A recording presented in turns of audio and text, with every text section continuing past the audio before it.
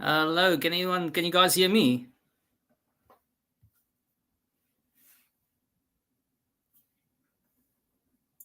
Hello, can you guys hear me?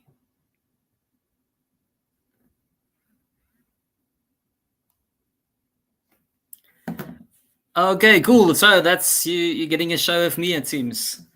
Obviously, some technical glitches there at the moment. So, welcome to the Handicap eventually. And this is the big comeback of me, and they've left me alone. So, welcome everyone. This is Zion, aka the Couch Critic, and we're going to go through the matches for the weekend. Obviously, the first one up is happening in what should have been half an hour, and it's going to be 20 minutes now. The SAA team. Thanks, Chris. Yeah, it's a welcome back indeed there. And Mark, thanks, guys. So it's the SAA game. Obviously, I've just had a chat in my other chat show with Nicolas Janssen van Rensburg, who plays his rugby at Montpellier, and the big thing from his side, and obviously the ex Springbok lock who was involved in the groups there, and yeah, he's expecting South Africa A to struggle a little bit, to be a little bit like a barbarian team that's been put together. So they might struggle out of the block. So anyone wanting to get an early bet on there, I think actually it might be worth going for Munster, maybe on a first half handicap to start strong. I know it's obviously not a first choice Munster team either, but I'd be just for some fun. I mean, I'm not going to waste a lot of coin on this one, but maybe a half-time, full-time of Munster onto SAA. I think you can get about 5-1. So that's something I'd have a look at for the first game, the SAA match there against Munster.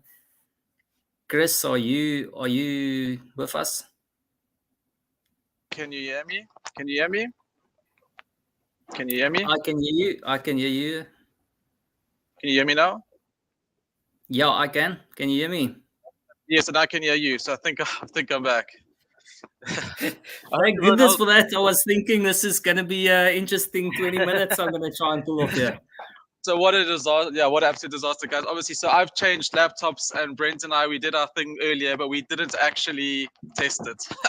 And we obviously should have. So this is all my fault, guys. I do apologize. Thank you. Sorry to put you on the spot there, Heine, and thank you for covering the early bits there. I know we were trying to get the show done quickly as well for the rugby, but that's now possibly out the window. But yeah, how's it going, Heine? Obviously, so good to see you, mate. I apologize for that. I apologize to you guys on who's viewing. Yeah, so I can say, oh yeah, we got a good little show to get through with Heinz, so we're gonna do it. And yeah, glad I'm back. And yeah, Heinz, we'll crack it on. I know you started there with the Munster South African A game, so let's crack on with that one. Yeah, cool, man, Chris. No worries. It's we used to winging it from your side. This Munster SAA game, obviously not something to get too involved in, but just a bit of fun and nice to see some of the extra South African guys getting a go there. And obviously, you had a little chirp there, seeing whether Jade Weber might be able to hit a target in this game. Well, maybe the wind will throw his throw straight. Maybe it's a good thing. Could work out. I hope he has a good game. Yeah. Anything punting wise you're having a look at in this one? No, Chris, the weather, the teams. This could be anything. I would probably look. My heart and head says South Africa should cover this cap easily, but I just worry: are these guys serious? Are they on holiday? I just remember in past we never really played well in these midweek games. I don't see why we would again. I know the Munster team is weaker. That's the thing, but if we don't arrive, it's going to be a close game. So no, we'll just leave it. We'll tune in afterwards and see how the boys get on. Yeah. I see Greg Scott there. Hopefully they've got a better kicker than the first choice team. So yeah, it's going to be Johan Goosen. So don't worry about that. But ironically, I think, well, then again, it'll actually be an interesting one whether Stick has them playing the template of the South African team or of the Springboks, or whether they're going to just play Baba style and be a bit more aggressive. So that's going to be interesting. But just on the fun side, as I said, I'll take a half-time, full-time Munster South Africa there just for some fun. I saw about 5-1. One thing I also did look at was SA actually to win both halves was over even money. I thought that was pretty juicy as well. Could be a good runner. And then last try scorer. I know you're not keen on Dweba first, and I hear you on that one. It might be tough, but Andrew Venter coming on the bench at reserve hooker there. So I don't always go for the first try scorer hooker. Sometimes I go for the guy on the bench. So Andrew Venter of the Stormers, he's pretty accurate with his darts, so especially in the Stormers terms, by Stormers standards, he's bloody accurate. So he's a decent bet for last try scorer there, I think, as the SA team hopefully pull away. Yeah, well, I'm hearing there's a lot of wind, so I reckon if we are with the wind in the first half, Dweb is in for a chance. I'm sure we should get at least 2 rolling balls, but we should, right? But I think we need to see what side we play first. If we're into the wind, I wouldn't be chasing that bit. Cool, 100%. Yeah, cool. We'll move on. Let's go to the Women's World Cup first. I will say from my point, I honestly haven't followed it a lot. I don't really have any opinion. I think I made one bet, tailed a few, but nothing serious. But we can talk through if you've got anything high. And we got Canada versus France in the playoff game. Interesting. Like, if again, also the World Cup, these two teams, this looks like it could be anything. And when it is anything, you maybe go Canada on the plus. But I don't know what you think. Yeah, it's also a tough one. You know, the French are quite an emotional bunch, and I think they were really up for that final. So whilst Canada surely are going to look to try and secure as strong as possible finish, so I actually think you got a decent one there to just, I think technically France are definitely the better team there, but Canada did impress in the semi. So, I mean, anything value there is Canada, but, you know, even with our styles of the alternative caps and things like that, I'm not going to get, go crazy and include a bigger Canada cap, or it could just as well be a blowout. Yeah, exactly. I think I took the 2 bets I made was an out on like low points in the women's, like 4 or 5 points, and both were with donuts, and that's why I'm out. You guys, I think guys are not into it. I know they're well into it and they're doing well, and that's great. But I just couldn't be doing it. We'll move on to obviously the big game.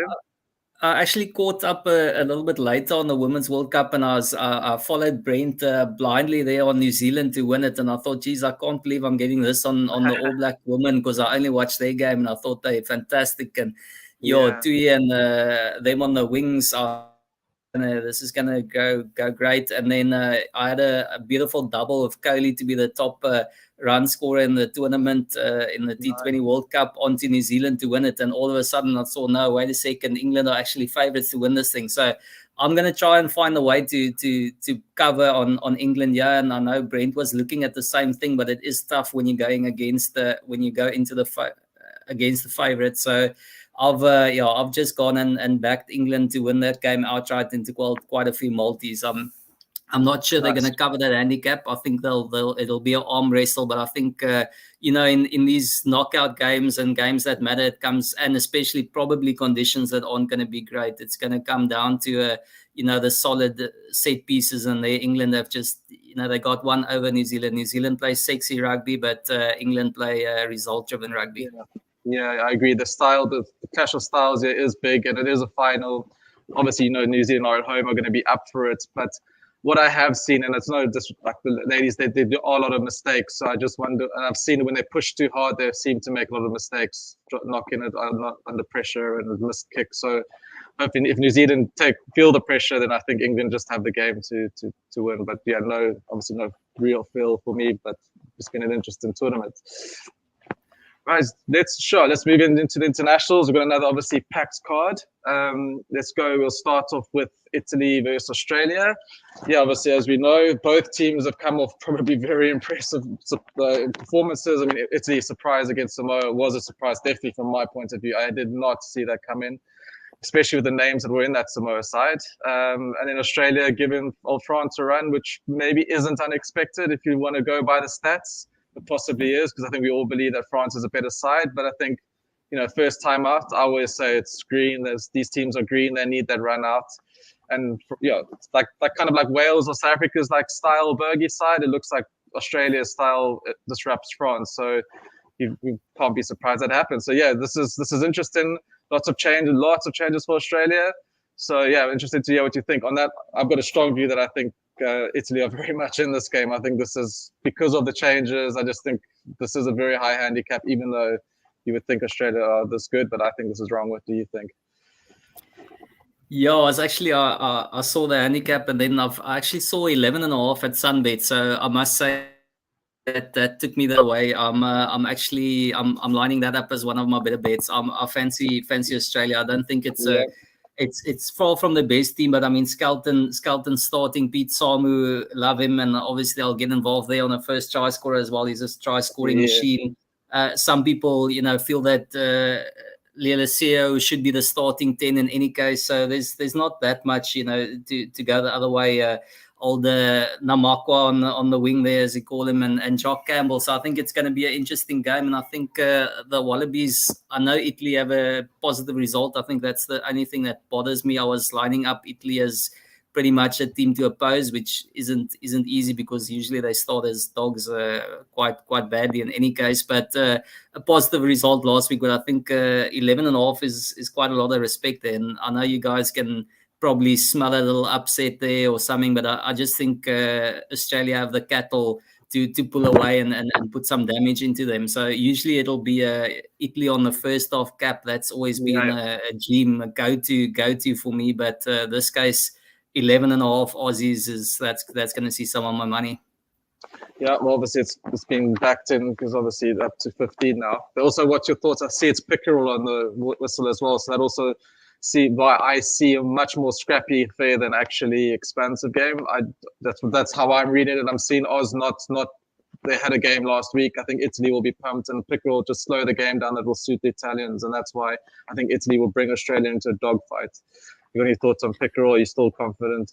That's obviously exactly what the Italians want. They want to try and pull you down to that level and make it as ugly as they possibly can. But yeah, I think actually that's a good reason for the changes. You after a game like that, you'd be down and they'll be deflated, and it's probably good to have a couple of fresh faces in there and just to try and put that result behind them and go again. And I mean, I'm still a firm believer in Dave Rennie as the coach there. I think he's trying to work wonders with a limited squad and limited people who's available to him, and I think he's got a decent team there, and he's got something decent going there. I mean, I honestly think that the Aussies are up there in the in that sphere where they can beat anyone on their day, and to me that's he's doing well with what he's got. And I think actually we did have a little hashtag there in the World Cup, and I think obviously people are going to think I've been kidnapped or something is wrong here, because I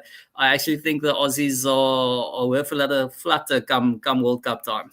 No, they'll be there. And yeah, I agree. They always do. They do peak at World Cups, and they do have the players. It's not those vintage sides, and I also got on the World Rugby needs a strong Australia. I want them to get it right. I want them to be up there, the top 5, 6 like they were, because it'll be sad if I hope they don't disappear if they live in a union and they do well. So yeah, so high and strong on the Aussies there.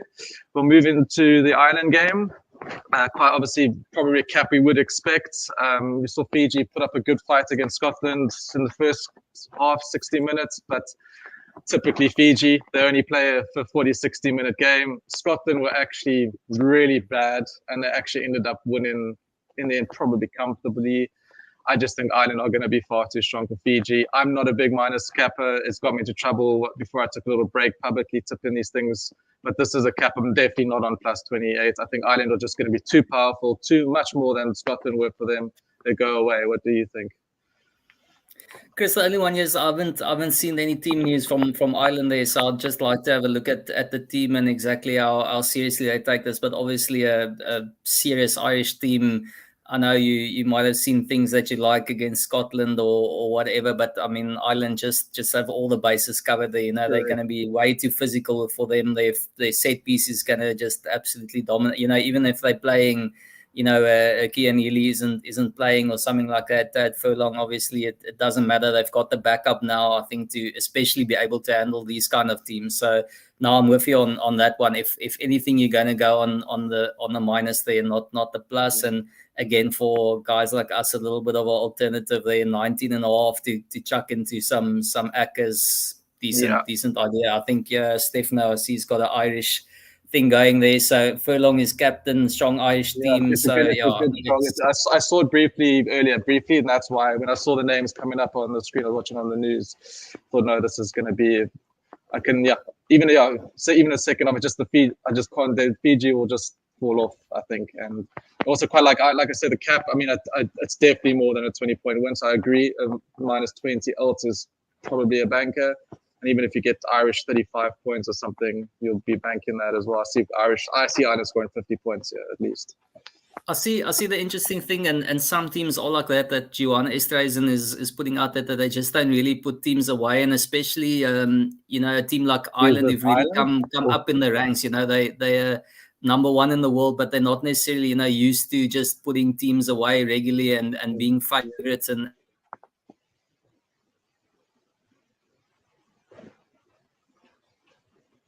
so that thing will come, and I do feel that sorry, I think my signal might have just dropped there. Yeah, but I do think they're becoming more expansive, so they will be able to start putting teams away more. Are you talking about Ireland here? Yes. But Ireland put in teams away, right? Yeah.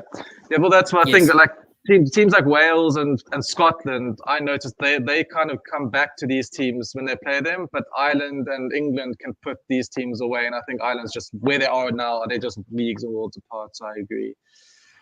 We can move on to the England game. Minus 18 here. I was seeing minus 20 earlier in the week. I've now seen the teams as well. I straight away, my gut and everything said it was too high.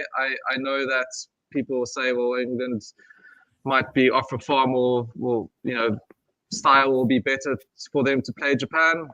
I mean, I think, but Japan are pretty much unchanged. If they bring the fire that they brought to the All Blacks, it's going to be a tough game for England. In my mind, I seen England win, but I'm not seeing it past 20 points. And England have made those changes. They obviously, that's the thing about this. There will be a backlash, I reckon. So yes, this minus is in danger, of being covered, because if England come with their fire and Japan are slightly off it, it could be a 25-point win. But I think Japan every time I've seen Japan, I've seen them arrive and play for the team in the jersey. So I don't expect anything less. I like the plus here. What do you think, Ryan? Yeah, you're talking backlash and that kind of thing, but I just don't know whether this England team have it in them.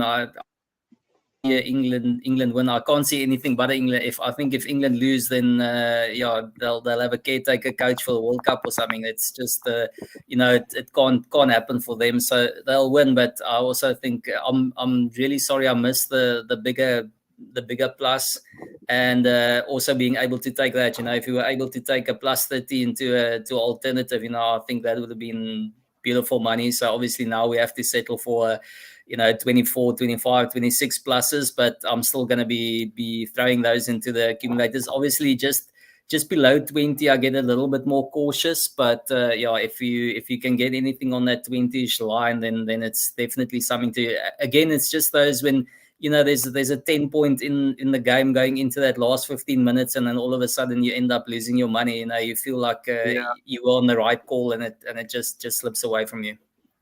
Yeah, and I think I did look at a quick look at the weather across the games, and it's all looking good from what I'm seeing on Saturday for all these games. So I think we are going to see some open rugby. I think it's Stulman on the whistle for this one, if I'm not mistaken. I'm not sure, but anyway, I also like points there. Anyway, I think they're going to throw the teams are going to give it a good go. I see Reverend is also on overs there, and Chris, I think you should take a screenshot there of Kamal's comment as well. It's Brent looking great for 50. Yeah. Cool. So you liking what you said? You liking the plus? Yeah, you liking Japan on the plus? I'm liking the plus. I think guys who got in early. Obviously, it's early on that plus would have been good. Now it's probably preferable to go on the alternative, but I'm definitely not going to back England on the minus. That's for sure. Yeah, sure. Yeah. What's the next game? This is a cracker. See Wales again. Wales. They're often close. Argentina have beaten Wales. We saw what Argentina did last week. I can't see anything but another close game here again. Wales have made changes, but they've brought in some old heads. I think Anscombe at 10 is a better option. I'll be honest, I know we don't like criticizing players, but I don't think Reece Prieston is an international 10. So I think that's a better call. Sammett's on the wing. Lydia's back in. So yeah, I think it's going to be a cracker. I think we got Wales -1 here. I have actually seen Argentina minus. So this is a coin flip. If I had to, I'm going to go Argentina, but I'm loving. This is a lovely alt cap plus probably on Argentina. Close to 2.3 point win, plus on either really, but probably on RG. I trust Argentina more than Wales, to be honest. So yeah, what are you thinking? I was gonna say that's the only question is who you're gonna take on the plus. Yeah, that's the thing that's it's racking my brain at the moment. I mean, it's literally as the bookies have it. I mean, you can't say they've got it wrong, obviously, because I think that if you look at the way Argentina has played in certain games, they'll definitely beat Wales. But the problem is that consistency from them, you just haven't really seen them put 2 weeks together, back to back. And that's the concern. And I don't know, maybe it's a case of when they beat, the All Blacks, they take a week off and celebrate. Will they do the same when they've, maybe not beaten the same kind of level? I'm not sure, but I just, I struggle to see them repeat this. I look at this Argentine team and, to me, it's still a bloody good side, and they should beat Wales. But Wales are, they scrappy buggers. They know how to get the job done and make it ugly, and they could frustrate Argentina. They get back to that card system of theirs where a few guys get frustrated and get cards. And yeah, I just think Wales are almost under a bit more pressure to get a result at home, and I think they'll probably squeak a close one. So maybe I'm going to go the other way and take Wales +7 into some. I just don't see them take a hiding, under the roof at home. But the big thing there for me as well is I'm not sure. I don't know if you've seen points or know what the points are. I know it's going to be a closed roof, but I feel that's an unders game. I just think it's going to be it's going to be a bit of a slugfest. Yeah, I agree with you. Yep. Going on to the next game, obviously the big game of the weekend.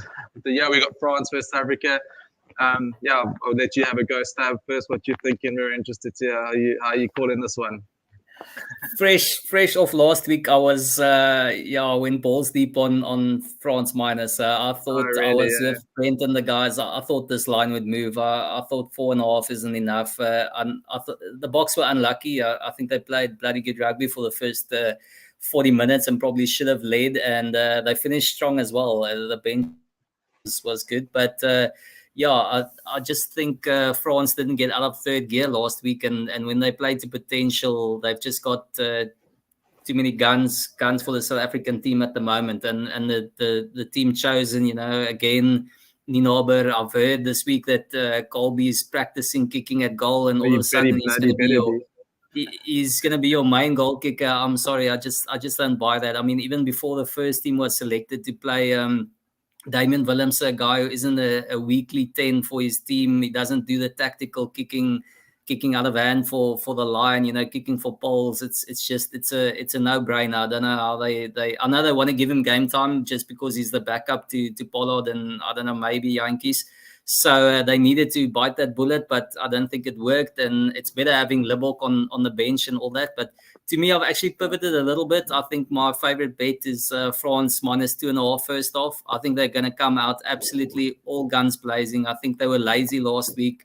I think they'll be they'll have a rocket up their asses this. And Marseille, it's a Stade Velodrome. It's a different atmosphere. Yeah. Very tight and colloquial in there. They're going to get all hyped up, and I think the Boks are going to get a little bit of a fright there. And I actually think it's a bit strange that they've again gone for the swap, and it's Oxen and Bongi instead of Kitsoff and Mark. So I actually quite like the Bok bench, and I think they could make an impact. Quagga again. So I'm rather going to play it what I believe is a little bit safer and take France on the 2.5 first half cap. I've already got some 4.5, but I'm topping up on first half 2.5, and I'm probably going to be the only bloke in South Africa pissed off if the Boks win.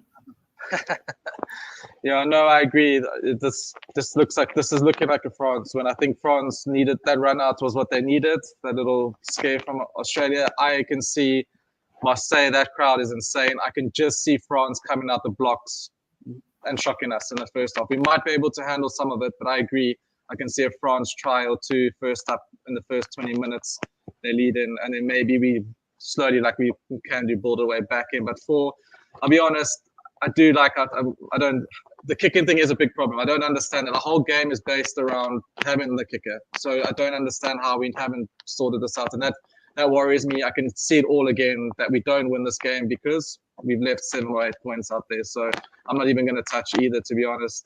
I think it's Barnsley's on the whistle, which is interesting. I think that's going to make it an interesting affair as well. I think they're going to have a good go. And I agree. I like your first half cap there. I think France will be ahead at half time by at least 7. And on to sorry, Heidi. And yeah, lastly, also obviously it's going to be a bit boring there, but Malcolm Marx for last try is a decent one. Now, obviously the maul hasn't been working well for South Africa, but Marx is he's just a different beast, and coming off the bench, he's hungry and he's going to be all over the place. So it doesn't even have to be just off the back of a maul. So I think it's going to be between him and Kwacha to fight it out. Obviously, it could work out that the Boks don't score the last try, but yeah, those are the two I'd have a look at. Yep, and then we'll move on to the last big game, international game on Sunday. Another nice one, Scotland versus New Zealand. And yeah, we said we were trying to find the teams. I don't believe they're out unless anyone can shed light on the chat, but I didn't see it before we started. But I'm still pretty comfortable back in New Zealand. Yeah, how do you feel? Return of Finn, I think they can get Duncan McLeod back. That's not going to help them beating the All Blacks on this one. I think it's going to be tough. The All Blacks, we've seen some cracks and everyone's spoken about it, but slowly but surely it feels like there's that little bit of a improvement in the way the All Blacks play, and I think they're shoring up defensively. And as soon as teams try and play that a little bit more attacking, and I think Wales saw it. I still don't believe they created a hell of a lot, but every time they tried to do something, they made a mistake. And New Zealand, they're the best in transitioning from defense to attack in my view. And again, I just don't see Scotland as quite the same type of team. They also like playing a little bit of rugby, and you almost need to be a Springboks type of setup to fancy the All Blacks and Ireland maybe to a degree. You shouldn't try and play too much rugby, and yeah, they could definitely. And it almost doesn't matter seeing a New Zealand team. Yeah, I know it's not the times of saying that their A team and B team is the same strength, but I just think they don't really know exactly what their A team is at this stage. So you're always going to get a team that's pretty close to being worthy of starting. So again, alternative, if you're chucking in 9.5 there, I'm pretty confident throwing that into a few multis. I think people are going to think we've changed this show's name here into multis. Yeah. Well, I know I've obviously been doing this for a few years, and I know you love a good multi as I. So that's why we thought it's that's on the show, mate. We producing it, yeah. So cool. That's how it's going to be. But yeah, no, I agree. As soon as I saw this, I mean, I really liked the New Zealand last week against Wales just because of the matchup, just the golfing class. But I also actually. New Zealand, I like that balance, that New Zealand side. I love Barrett at 12. I think that's right. Papaleki and Frizzell Surveyor at 8. It's all that was, and then Whitelock and Barrett. It was just that for me is their best setup. And they had the run out against Japan. I just don't see. I see the same thing here. I see a very comfortable at Scotland, not much better than, or going to not offer much more than what Wales did, to be honest. Even if it's a hold out for again a couple of minutes, 60 minutes or so. I will be interested to see the team. I mean, I'll be obviously really comfortable on this if it's the same team. If there are changes, maybe not as much, but I still see another comfortable New Zealand win by 20 at least. I was actually, I know people don't like talking about it afterwards, but I had like the best result last week with New Zealand. I was on a bigger handicap or something. I still needed another score on overs. I can't remember. Needed another score, and they got that penalty close after the route, and I thought, they're just going to tap this and kick out, and then they went for the corner, and my last try scorer scored the try as well, and it was it was a thing of beauty. So I've got to show a little bit of favoritism to New Zealand there for doing that, and Takiao as a last try scorer is an absolute gem as well. That was a good one. Yep. Yeah, well, we've gone through all the games for the weekend. We can go on to our best bets. Well, our best bets. Yeah, give us what you got, Hein, and I said we can also maybe we can do a little odds double for the viewers if they want to follow it. But yeah, let's hear what you like in your favorites. Yeah, your best bet for the weekend. I was leaning Aussie, but seeing that.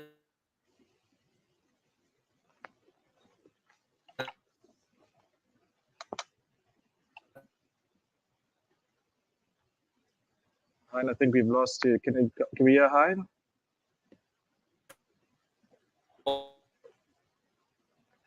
Hein, I think we've lost you. Hello? Yeah, Hein is frozen, right? He's frozen for me as well. Hey, Hein, we lost you there. We got nothing from the beginning. Started about Australia, and then we lost you.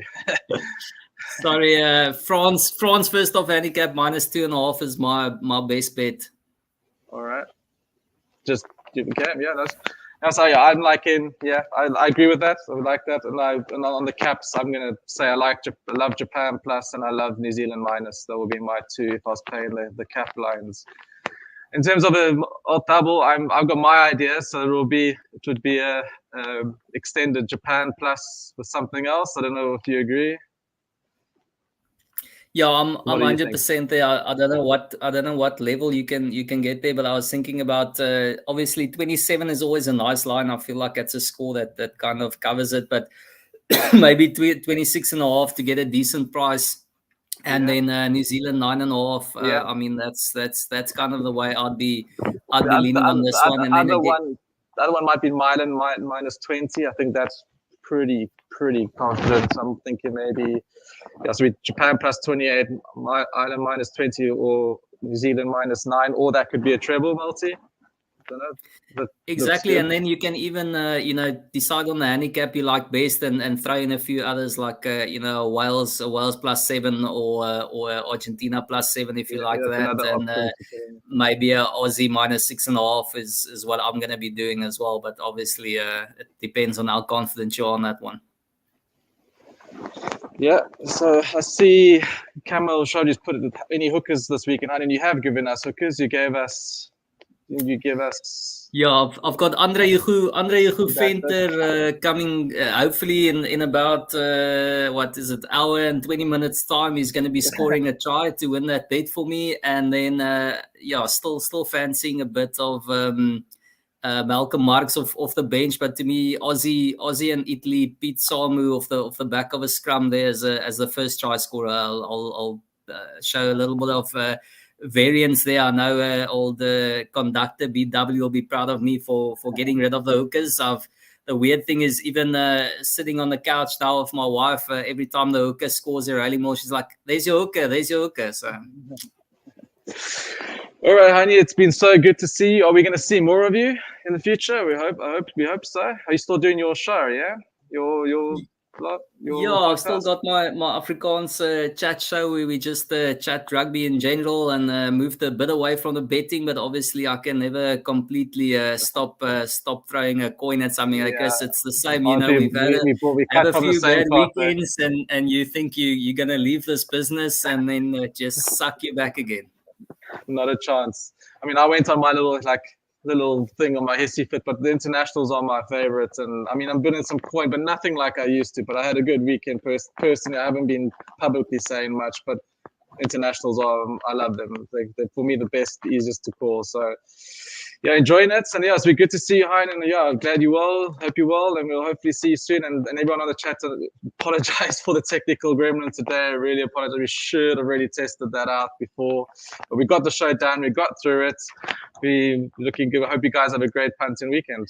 And Chris, maybe just finally there, happy birthday to the Godfather. Happy birthday to the Big G, the Big B. Big Brent Graham's 50th. Doesn't look a day older than 37. Living the dream. No, happy birthday, Brent. We hope you have a great one and a great weekend. And yeah, we'll see you next week on the show. Cheers, everyone. Cheers, guys.